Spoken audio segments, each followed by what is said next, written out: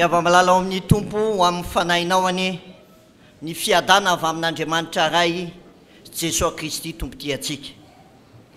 Miarabantsika ihany koa ary everiko fa mbola tsy tara raha mifampiaraba na hatratra ny taona vaovao.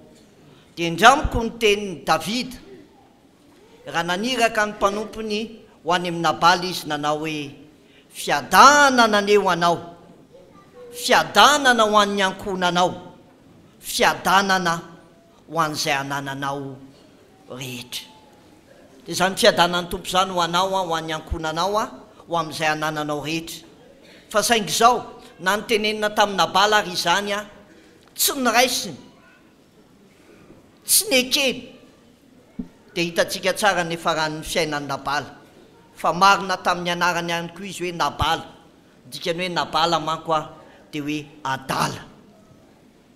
Fa mba ho marina ho an'ny fiainanao ihany koa ty an'io ty hoe alahady ny taranaka sy ankonana kristianina. Zay no nahatonga antsika tamin'ity an'io ity.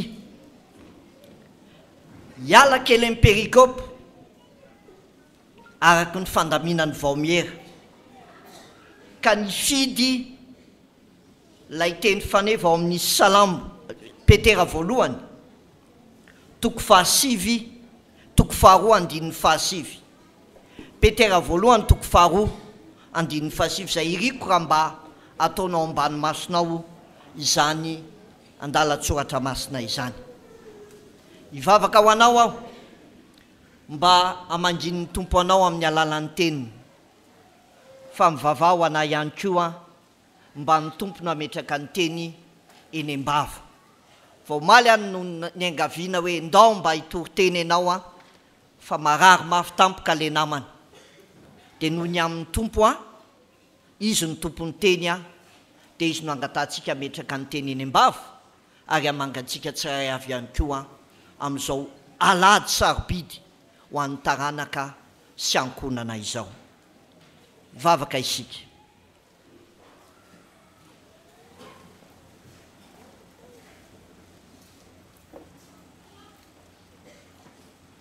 Raha io misaotra anao zay raha mbola menao tombon'androm-pahavelomana.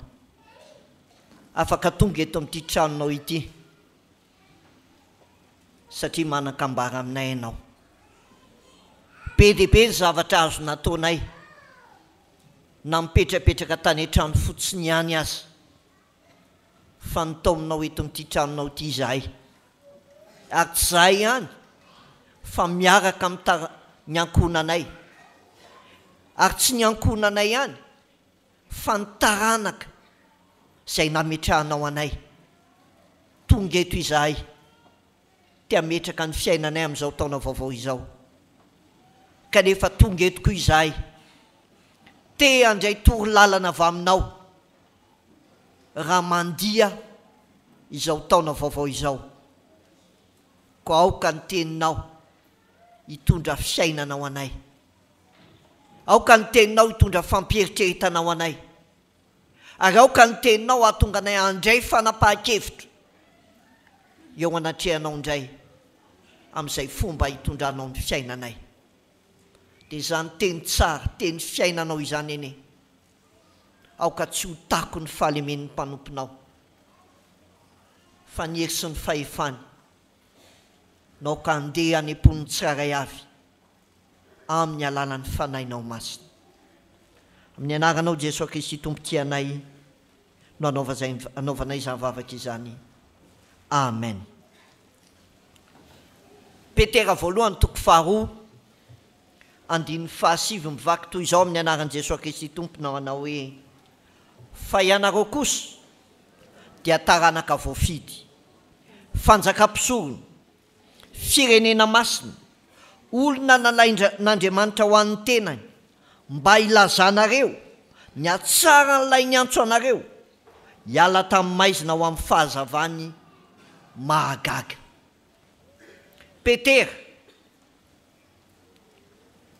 nanoratra ity epistily ity ho an'ny fiangonana tany Azia Minora, izany hoe any Turkia amin'izao fotoana. Turkia tapany avaratra sy atsinanana iny nanoratany an'io ho an'ireo kristianina pino nandrain' Jesosy Kristy tany. Petera mbola tsy tany fa vokatry ny asa fitoriana ny filazantsara nataon'ry Paoly sy ny namany na tonga ny fiangonana nitsangana tamin'iny faritry Azia Minora iny. Fa nanino ny Petera ny nanoratra ho an'ireo fiangonan'ireo? Ny antony dia izao, noho ny zava-nisy tany, noho ny fahafantaran'ny Petera ny zavatra nanjo ny kristianina tamin'iny faritra Azia Minora iny, nahatonga azy nanoratra ny epistily. Fa inona moa no nanjo ny kristianina tany amin'izany toeran'izany? No esoan'ny mpiaramonina tamin'izy. Inona nahazo an'ireo kristianina tany? Ampangainy olona ho mpanao ratsy ireo kristianina ireo. Inona nahazo an'ireo kristianina ireo? Ny tatao eo andohany ny fanenjehana mamaivay ho amin'ny fivavahana kristianina. Dia ireo zavatra telo ireo nahatonga Petera nanoratra ho an'ireo fiangonana ny Elipatrana tany Azia Minora ireo. Ny fanesoana, ny fijoroany reto kristianina ireto ho vavolombelon'ny Tompo dia niesoesoan'ny fiarahamonina izy. Ny fahasahiana mijoro amin'ny fahamarinana, amin'ny fahamasinana, dia naratsiany olona ny fiainany. Ary satria neniroborobo ny fivavahana kristianina dia tiana nenjehana, nopotehana, noravana izany. Dia nanoratra Paoly, nanoratra Petera. Ary eo no ahitana hoe sika na maro ara dia raha ihany eo amin'ny Tompo. Marina fa asany Paoly ny tany, asan'ireo mpiara-miasa amin'ny Paoly ny tany, fa nahatsiaro Petera manana adidy amin'ny vahoaka an'Andriamanitra, amin'ny tontolon'ny kristianina, dia nanoratra izy. Paoly natsoina ito ho amin'ny jentilisa, Petera ho amin'ny jiosy. Ary zay angamba nahatonga ny Petera raha nanoratra dia nampitahainy tahaka n'ilay jiosy fahiny ireto kristianina ny ovafo lasa mpanaradian'i Kristy ireto, ka nahatonga azy nanao fanoharana hoe ianareo dia taranaka voafidy, fanjakam-pisorona, firenena masina, olona nalain'Andriamanitra ho an'ny tenany. Ary ao anatin'io andalatsoratra masina io dia misy kiateny anankiroa. Ny kiateny voalohany dia hoe fa, ary ny kiateny faharoa dia hoe mba. Maninona moa ny kiateny ireo no ampiasaina matetika? Ampiasaina ny kiateny hoe fa rehefa nambara fiavahana na fiovana, ary ambara ny kiateny hoe mba rehefa miantso na mitaona ny olona ho amin'ny zavatra na asa takiana atao. Dia ireo zavatra roa no jerentsika amin'ity ity, lay fa sy lay mba. Inona lay fa? Lay fiavahana. Inona lay mba? Lay zavatra andrasana na takiana vokatra lay fiavahana. Zao ny zavatra nambaran'i Paoly, nambaran'i Petera. Fa ianareo kosa dia taranaka voafidy, fanjakam-pisorona, firenena masina, olona nalain'Andriamanitra ho amin'ny tenany. Inona ireo fiavahana efatra ireo izay nambaran'i Petera ho an'ireto olona nandray ny filazantsara nanaiky an'i Jesosy Kristy ho tompo sy mpamonjy ny fiainany? Dia ny voalohany dia izao hoe taranaka voafidy, tahaka ny taranak'i Abrahama voafidy, tahaka ny Isaka voafidy, tahaka ny Jakoba voafidy, taranaka voafidy. Ny fifidianana dia zao hoe misy maro ao fa misy ny sotonony nanavahana ny fidiana tao anatin'ny maro. Ary zany taranaka voafidy zany dia ho an'Andriamanitra, iaina hiaraka amin'Andriamanitra, anao ny sitrapon'Andriamanitra. Dia zay ny tenenin'ny Petera, ianareo ny izy taranaka voafidy, taranaka voafidy ianareo, ianareo zay tsy firenena kory taloha, zay tsy olon'Andriamanitra dia nofidian'Andriamanitra ianareo noho ny amin'izy, noho ny amin'i Jesosy Kristy. Rehefa malala ao amin'ny Tompo, mba azonao an-tsaina ve zany hoe taranaka nofidian'Andriamanitra izany, mampiavaka izany, mahasarobidy izany, fa matotonge tokoa anao dia taranaka voafidy.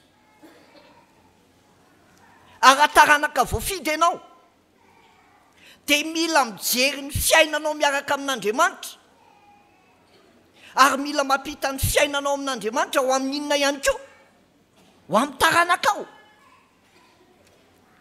ho amin'ny taranakao. Kanefa zao no tadidio, raha tsy miverina midady ianao, tsy afaka mitsinjo ny zanaka mapara, dia tsy azo hery vaovao.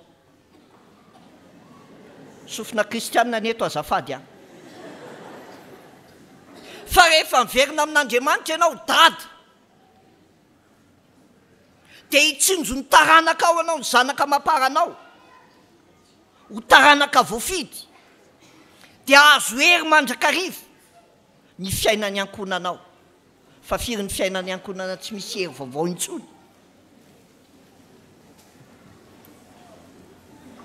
Firy ny fianakaviana ankehitriny miaina ao anatin'ny fijaliana, fa ataovy devoir enti-mody, fa azo atao devoir mody entina.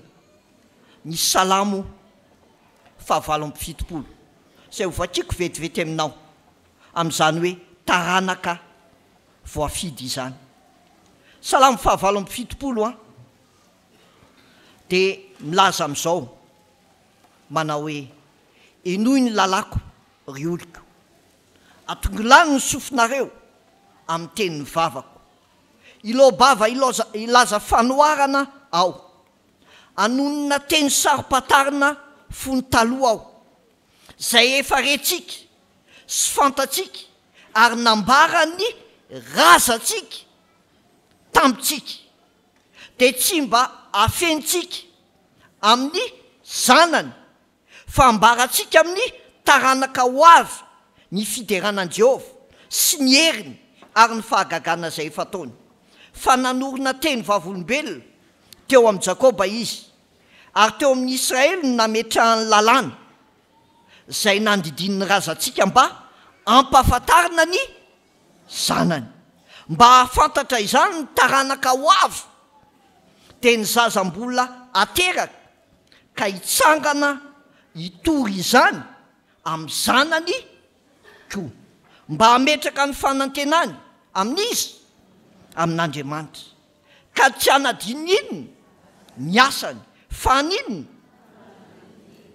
Zany no atao hoe taranaka voafidy, mampita fanilo ho an'ny zanany. Ny taranaka voafidy dia ny lova tsara indrindra, avelanao amin'ny zanakao dia Jesosy Kristy. Jesosy irery ihany, lay filazantsara soa, no lova tsara indrindra apetrao amin'ny taranakao. Tory eo amin'ny zanakao zany, ambarao aminy fa na zazam-bola maninona ozy izy mila ampahafantarina izany ho avy. Jereo tsara fa ny tena zava-doza amin'ny fivavahana kristianina, tsy miforongatry ny silamo a, tsy ny ateisma, tsy ny materialisma fa ny zava-doza, ny tena zava-doza indrindra amin'ny fiainana kristianina dia ny tsy ny fampitana ny finoana amin'ny taranaka mandimby. Fa rehefa tsy miampita io dia iova ny tantara. Liban ne firenena kristianina 50 taona lasa zay, 5-7 taona lasa, tany aloha tany kristianisma ny nanjaka. Fa amin'izao fotoana nanahoana? Mivadika ny tantara. Satria naninona? Tsy niampita tamin'ny taranaka ilay hoe ny fidianan'Andriamanitra antsika ao amin'i Jesosy Kristy. Jereo Angleterre no nipoiran'ny fitoriana ny filazantsara taty amintsika. Fa amin'izao any Angleterre raha fiangonana ohatr'izao ny tabloio mibetsaka noho ny olona. Satria maninona? Tsy miampita amin'ny taranaka ilay fifidianan'Andriamanitra, ilay famonjen'Andriamanitra, ilay fitiavan'Andriamanitra. Fihavana voalohany, taranaka voafidy ianao. Voafidy aninona? Ho an'Andriamanitra ao amin'i Jesosy Kristy.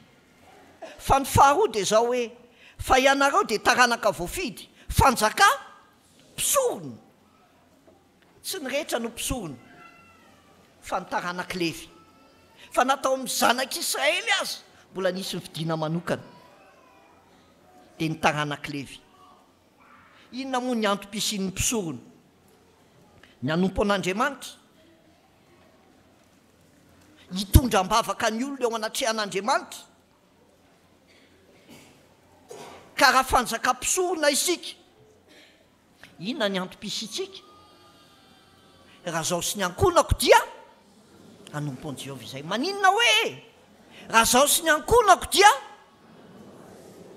raha fanjakam-pisorona ianao dia antson'Andriamanitra ianao hanompo azy. Ary ao amin'Andriamanitra tsisy izany hoe avy dia matory, fa ao amin'Andriamanitra dia zao avy dia mitory. Tsy ny antsony olona ho spectateur Andriamanitra, fa ny antsony olona ho acteur rehefa miaraka aminy. Ka raha fanjakam-pisorona ianao dia zao no mila tadidiana hoe ny hanompo an'Andriamanitra, ny antson'Andriamanitra anao. Ry hava-malala ao amin'ny tompo, fanjakana inona ianao? Fa ny fanjakam-pisorona dia nanokana ny fiainany ho an'Andriamanitra. Ny fanjakam-pisorona dia ny vavaka nitondra ny olona teo anatrehan'Andriamanitra. Fa raha fanjakam-pisorona ianao, mbola misy ve ny fiaraha-mivavaka ao an-trano? Samy misy ihany fa le intelo isan'andro. Indraindray ary zao moa efa indray mandeha isan'andro. Satria maninona? Tsy miara misakafo intsony maraina, tsy miara misakafo intsony atoandro. Fa hariva ihany vao manao hoe atreo ny sakafonay Jehovah mpanome soa velomity ao ny tena sy anay ataon'izao koa amin'ny anaran'i Jesosy Kristy ny angatahana izany. Amen. Fa raha fanjakam-pisorona ianao, atsanganao an-trano indray ny fiaraha-mivavaka.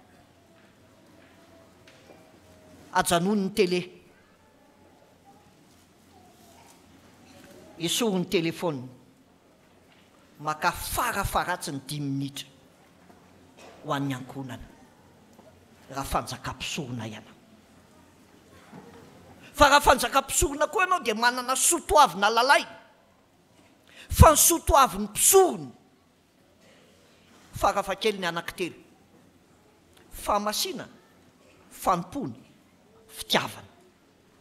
Zany ny sotoavin'ny fanjakam-pisorona, fahamasinana. Ary zay nahatonga an'ilay Malaki teo: raha ray aho, aiza ary zay ajako, raha tompo aho, aiza ary zay tahotra.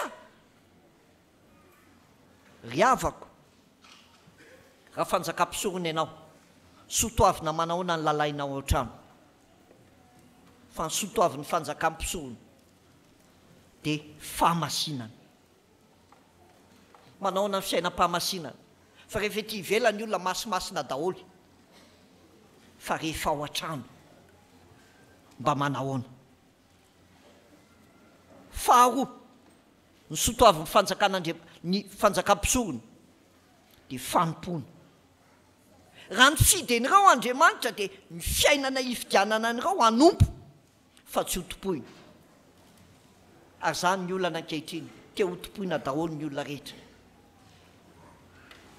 Fa raha miaraka amin'ny Kristy ny olona dia zao hoe ny fiainana miaraka amin'ny Kristy dia fanompona. Ary ny fahatelo farany sotoavina dia ny fitiavana. Fitiavana an'Andriamanitra ary fitiavana ny olona manodidina azy. Ry havako, mbola manjaka ve ny FFF ao an-trano? Mbola mipetraka tsara ve ny 3F? Ka tsy le hoe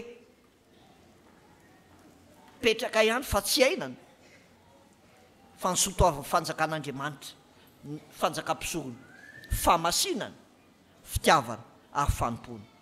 Ny fahatelo mampiavaka an'ilay kiateny hoe fa dia zao: fa ianareo kosa taranaka voafidy, fanjaka mpisorony, firenena masina.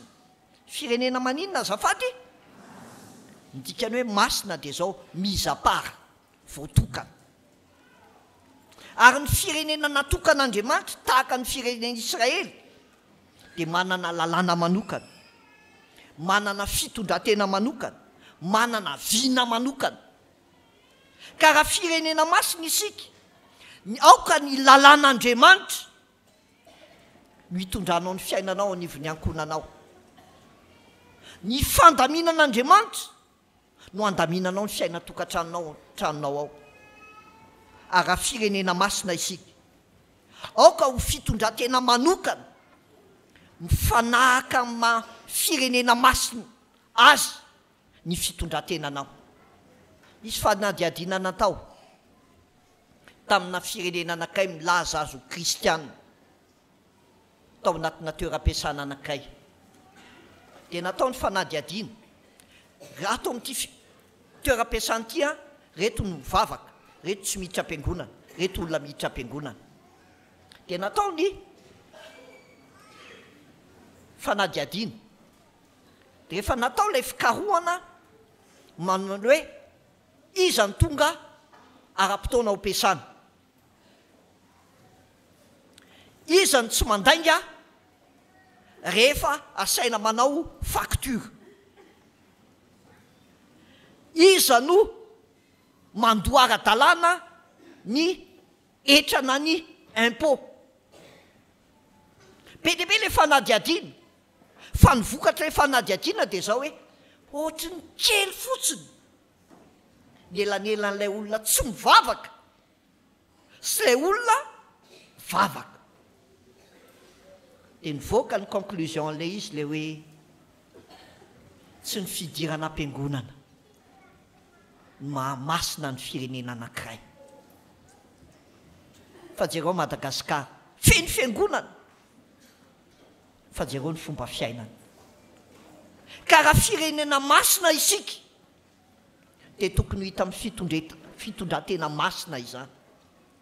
Citoyen manana fomba fiainana hafakely. Ary zany nge nahatonga ny olona nanenjika ireo kristianina ireo e. Zany nge nahatonga ireo nanaratsy ireo kristianina ireo e. Firenena masina. Ry havako, ry tanindrazanay malala o, ry Madagasikara soa, vavaka ane zany e. Fa saingy zao, inona ny fiatraikan'ilay taranaka voafidy amin'ny fiainan'ny firenena? Fa raha ny olona izay natsoina amin'ny anarako no avy anitry teny, hiala amin'ny ratsy fanaony, hitady ny tavako, hiala amin'ny ratsy fanaony, dia hiainao any an-danitra, amelanyelinao ary anasitrana ny taniny. Fa nasitranana ny tany ve? Any amin'ny dada ihany io, rainay eo zay any an-danitra. Fiverenana amin'Andriamanitra. Inona le kiateny farany, le fa ianareo dia olona nalain'Andriamanitra ho an'ny tenany. Aniza ianao? Aniza ianao azafady? Na ianao an'Andriamanitra na ianao an-devoly. Fa raha an'Andriamanitra ianao dia zao hoe tsy tompony fiainanao tsony ianao, fa fiainana manan-tompony ianao.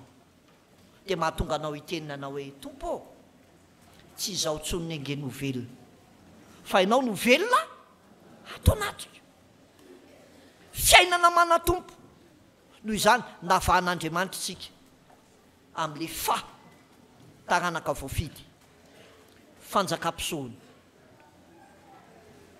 firenena masina olona nalain'Andriamanitra ho an'ny tenany dia amin'izay mivoaka amin'izay le kiateny farao mba maninona mba miara-mamaky tsika rehetra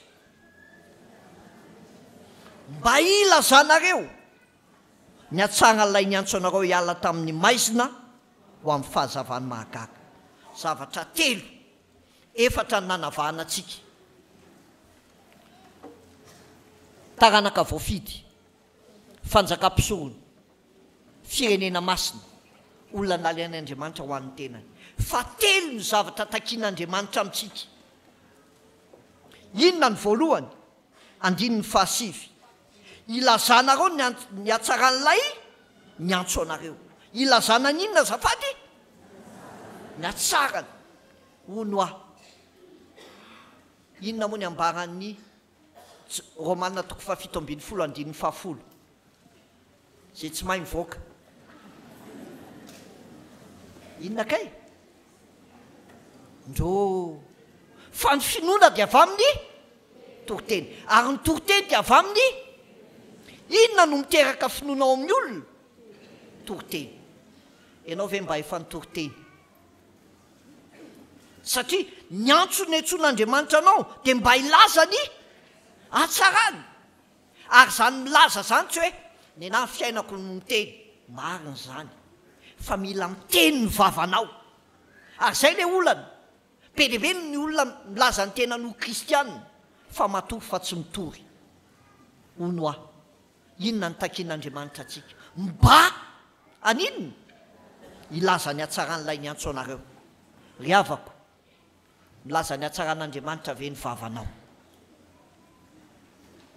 dia inona moa ny atsaran'Andriamanitra ny filazantsara Kristy maty amonjy anao nanalanao amin'ny maizina ho amin'ny fahazavana izy dia apetrao ny fanontaniana ry taranaka voafidy fanjakam-pisorony firenena masina olona nalain'Andriamanitra ho azy nataony solombavany ianao tsara rehefa voafidy solombavam-bahoaka fa tsara lavitra rehefa voafidy solombavan'ny tompo tsy voatery andray micro ianao hitoriteny fa miresaka amin'ny famonjenina ve ianao ho amin'ny zanakao ho amin'ny vadinao ho amin'ny mpiara-miasa aminao ho amin'ny mpiara-mianatra aminao fa ny antony le mba ilazanao andininy faraika 12 ry malala mananatra anareo aho sady vahiny sy mpivahiny ianareo fa dio ny filany nofo fa miady amin'ny fanahy ireny ilaza fa ny faharoa ifady n'inona ratsy mahatonga ny olona tsy te hivavaka dia nataony mpivavaka ihany aloana ihany tsy mivavaka reny ny mba mpiseho mpivavaka jereo ary ny fiainany efa narehan'izany ve nareo satria zao ny tadidio ce que tu fais crie plus fort que ce que tu dis zay zavatra ataonao no mitsitsika reny olona kokoa noho ny zavatra teneninao noho izany ny fiainanao le taranaka voafidy fanjakam-pisorony dia fiainana miala amin'ny ratsy miady amin'ny ratsy fa be deaibe manova mivavaka nampianarin'ny tompo a aza mitondra anay amin'ny fakapanahy fefetanay lalana makany ry havako fanjakam-pisorony ianao taranaka voafidy ianao aoka hiady amin'ny ratsiny ny fiainanao ary ny fahatelofagna le hoe fa dia ny andininy faharombiny folo ary aoka ho tsara ny fitondrantenanareo eo amin'ny jentilisy mba hankalazany an'Andriamanitra amin'ny andro famangina noho ny ahitany ny asa tsara ataonareo dia izay hanendrikendrehana anareo ho mpanao ratsy aoka ho tsara ny fitondrantenanareo amin'inona jentilisy ry havako ndana mivoaka fa maha-kristianina atsika mahataranaka voafidy atsika tsy aty am-piangonana fa izy any amin'izao tontolo izao any amin'izao tontolo izao fe fantatra ao ve Andriamanitra ilay nanome an' Jesosy Kristy.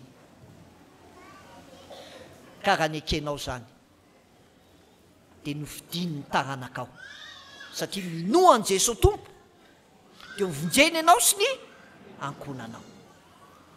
Fa ianareo kosa dia taranaka voafidy, fanjakam-pisorony, firenena masina, olona nalain'Andriamanitra ho an'ny tenany mba ilazanareo ny hatsarany ilay niantso anareo hiala ho amin'ny maizina ho amin'ny fahazavany mahagaga. Amen.